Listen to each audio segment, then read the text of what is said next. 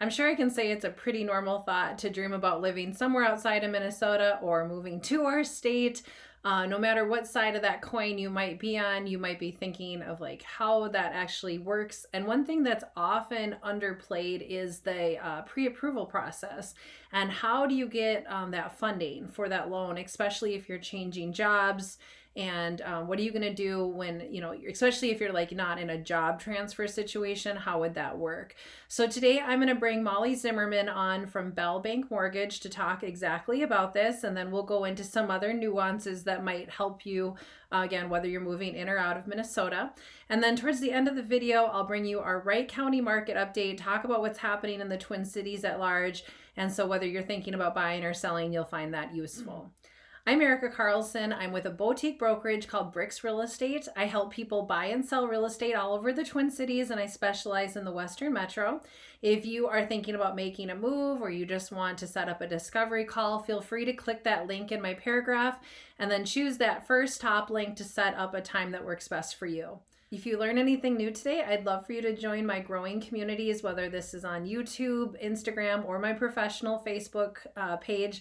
I'm always adding new content like this to help those of you that are curious about the real estate market. As I shared, I've got Molly Zimmerman here today to talk about moving in and out of Minnesota. Some of it will go into the logistics, but I would really like to bring her on in terms of the financing piece. I've worked with many people that have come here from out of state, and I think the thing that is thought about the least is the money, because you might have a full-time job where you live and you might not be thinking much about how that works logistically in terms of the funding. But there's a lot more than thinking about how to get a moving truck or which house you're going to buy. So give me a moment here to pull Molly on.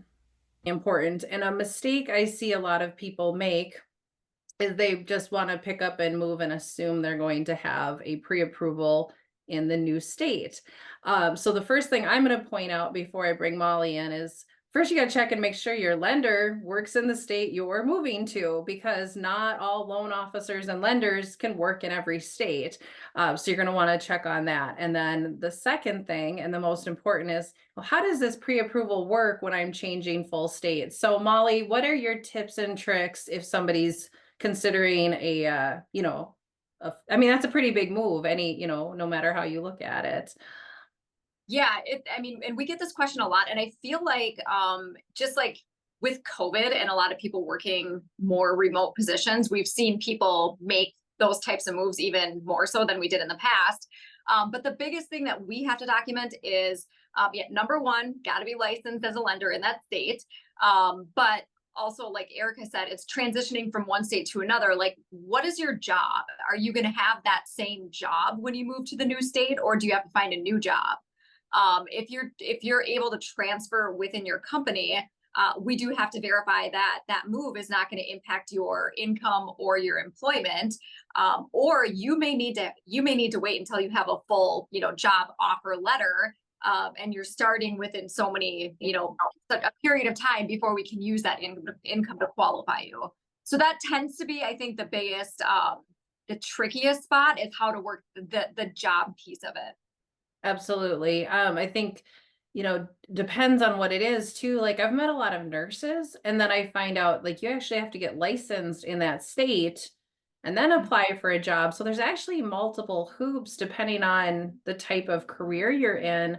It might not even be as, I hate to say that, it's like I feel like I'm layering on like more negative things, but I mean, if you just can't be a nurse, I mean, I'm learning. I don't know much about the medical field. If you can't just be a nurse in any state, you got to back up and think about, well, what licensing things do I maybe need to jump through? And maybe that's something you can take care of in your current state before you pick up.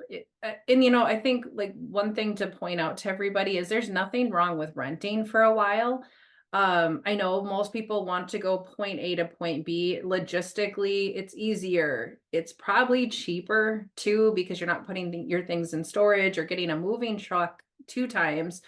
But like, do you know the area? So just like recently, I told somebody moving out of state, I wouldn't have been able to help them in the new state, but I said, well, why don't you just rent?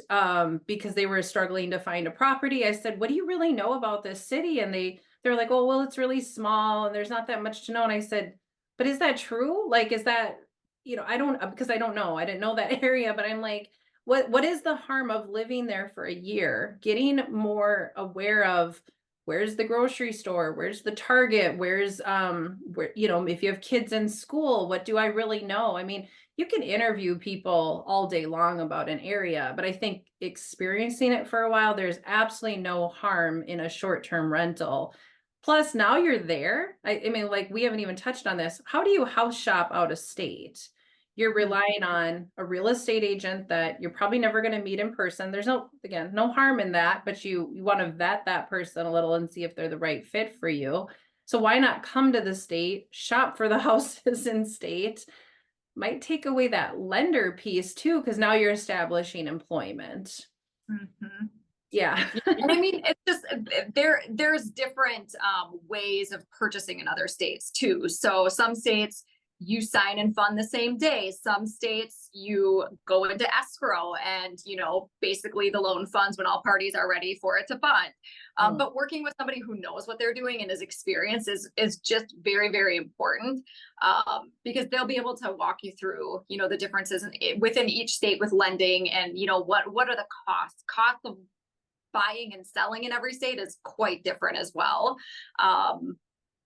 But yeah, I mean, just Right. educate yourself as much as you possibly can. And I think sometimes maybe taking a step back and allowing yourself a more smooth transition and having a short-term rental might be the best way to go for some people. Another complexity, and again, I feel like I'm being awfully negative, but if you have a house to sell in another state, it's always hard to get an offer accepted with a contingent house sale. And I think it's probably even a little extra when you're out of state because you're asking the local agent and the seller to understand market conditions in another part of the country. And so now we're bringing in your listing agent. So you almost have like a third party, like helping bring things together. And it's again, nothing's impossible. I think the key here, the bottom line, if I was going to summarize our conversation, is you can't start too early. Mm-hmm. Pick your loan officer early, pick your realtor early.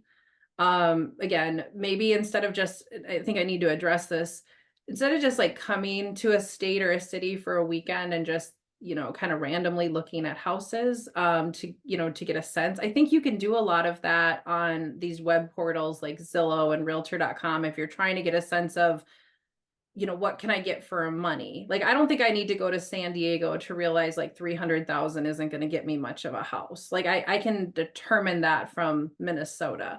But what I would do is I would be on the phone very early, especially with a loan officer.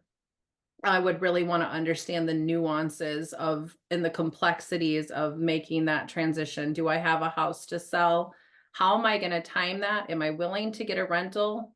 What does the rental market look like in that new area? Again, consider it. Don't just cross it off the list and say I have to go from a house to a house. Like, maybe it's a better decision to find an Airbnb or a Vrbo to experience the area for a while. Don't discredit that. And then again, find a realtor earlier, because if you're doing video tours, are you going to come to this city? But I have to say something sort of in a strict way for a moment. I think just calling a realtor kind of on a whim when you're in a city and saying, hey, I'm just considering moving to Minneapolis. I don't think that that's a great use of your time as an outsider coming in. It may be far too premature to be looking at any particular house. So I'm typically, if you're going to call me out of state and you're saying I'm kicking literally the tires on this move, where are we at seriously with this? Is this a 90% decision? Are we getting to 100%? Are we back here at 25% because I'm considering like 3 or 4 different cities in the United States? I just don't think looking at houses is like the first thing I would do. And I know like people don't want to hear that. Everybody wants to look at houses, but what's the point? Like, if you're not moving for a year or 2 years or 5 years, none of those houses are going to be around. It's really not like feeding your research thing at all.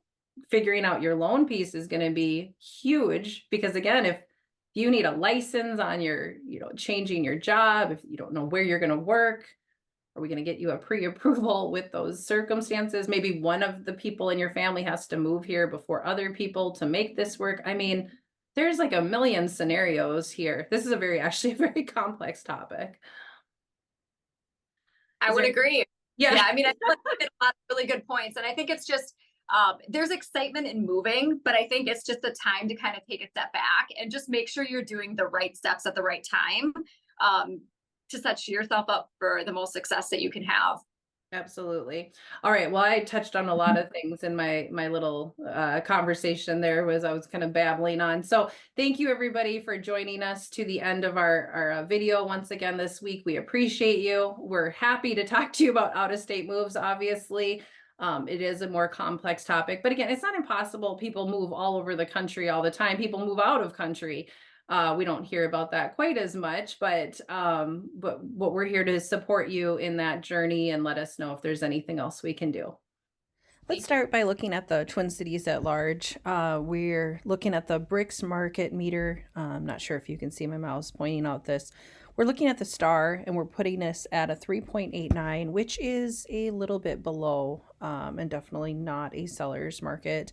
Kind of more on that balance to moving into the buyer's market. We've been talking about that for a few weeks, which of course always suggests that, maybe it's a good time to buy. But there's other factors. Obviously, what's going on in your life is number one. And, there's of course other things. So here's something beneficial to buyers is the inventory is up almost 13% over last year. So I definitely will hear people say that, they're not seeing as much out there, but it is, a little bit better than a year ago, just for options, of course. When we look at the interest rate, it has come down off the sevens. We're at 6.625. Of course, you want to speak to your local loan officer and see what it is for you, because this is just a generic number, 30-year fixed. I mean, there's a lot of variables that could change your number, but it's nice to see that coming down for buyers and sellers, actually. And then our average days on market in the Twin Cities is 27 and a half. Of course, there's a lot of variables to that, but I think as a general rule of thumb, seeing houses, hit about that 30-day mark is pretty normal. Even, out in the exurbs, I think different individual markets like condos versus waterfront versus acreage versus townhouses, you want to ask those questions when you're shopping for a house. You need to get a sense of how demanding any particular market center is. Just as a general rule of thumb, the 300, maybe even up to 400 is still a very competitive place to be. If you're a first-time home buyer, a lot of times your price point is going to be extremely competitive. So just as a general rule, the lower the number, typically the more competitive, because you're up against people who are looking for properties to fix up and flip, but there's also a lot of first-time home buyers that are shopping in that. So if you're above that point, don't be surprised if you see houses sitting longer. It doesn't mean anything's wrong with them. Same for sellers. If you're trying to sell a house and you're getting frustrated with the process, August is just traditionally a slower time of year. We're already mid-August. It typically will pick up when school starts. We're on August 14th, and the most remarkable thing about this particular set of data compared to past weeks is look at how the inventory it continues to increase. So I was thinking, all right, it's mid-August. When is the last time we've seen properties at an inventory option of 600s, let alone 619?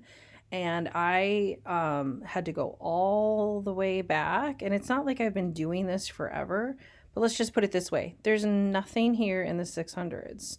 I think that pink line was, so this was the beginning of the year, and this just kept going back. And so I started this about January of the previous year. And so nothing's in the 600s at all. We've never seen inventory like this since I have been recording these. So this is a substantial increase. I talked about how overall in the Twin Cities we're up on inventory. So Wright County is not an exception. Of course, if I remove the ones that don't have contingencies, then we drop to 561. But notice last week was 541. The week before is 529. It is just going up. The houses, I guess it's like just more people are willing to move is a part of it. There's some other logic behind this.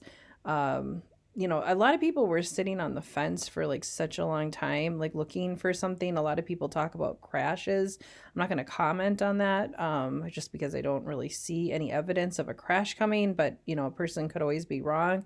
And I don't know if it just gets that fatigue where it's like, okay, this isn't happening. We need to make a move. So I think there's a lot of variables. We'll move on past that. But my little comment here is that we were at 558 at this time last year. So if you divided that into 619, you would see the percentage change. We'll move on. 268 for pendings. Again, we're looking at trends. Okay, the last time we were at this number was June. Not to make much of that. I mean, it went up and then it came down and now it's going back up again. Closings 167. Okay, that's the same as about 2 weeks ago. It's jumping around, but you can see here it was in the 200s not long ago. It's back in the hundreds again, so it looks, it bounces around a little. Hard to make too much mention of where that's trending at this point. We'll keep watching it. Let's jump to my favorite data, which is showings per week per listing. This is the 250 to 500K range. And I'm just looking at Wright County here when I say there's 2.6, and I'm going to explain what that means. And we're going to compare that to Hennepin County so we understand the data. So 3.6 in Hennepin, 2.6 in Wright County. So what I'm saying is in Wright County, 2 to 3 showings per week per listing in this price point is average.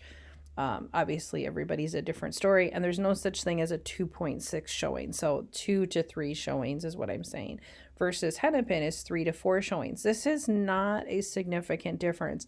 And a lot of times we see Hennepin County way outpacing Wright County in terms of buyer activity. And when you think about it, there's only a 1 right there. So there's only a 1 difference. Like this is not much. Same as last week. It was just 1.